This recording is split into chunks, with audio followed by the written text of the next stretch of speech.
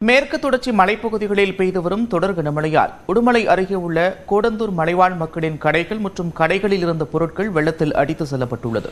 இது தொடர்பான கூடுதல் விவரங்களோடு இணைக்கிறார் செய்தியாளர் சக்திவேல். சக்திவேல், விவரங்கள். நந்தா, அதாவது கேரள மாநிலம் மறையூர், தூவானம், பாம்பாறு, சிலந்தியாறு ஆகிய பகுதிகளில் பெய்து வரும் மழையால் உடுமலை அருகே உள்ள ஆறுகளில் கடுமையான வெள்ளப்பெருக்கு கடந்த 2 நாட்களாக ஏற்பட்டுள்ளது.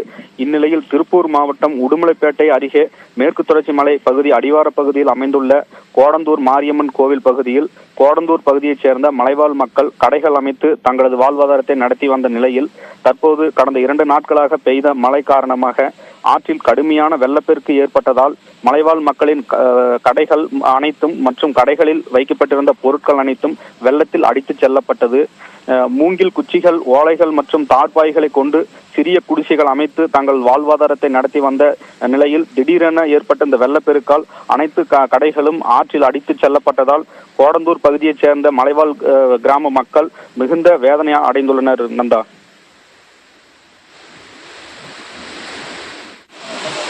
நன்றி சக்திவேல் விவரங்களுக்கு.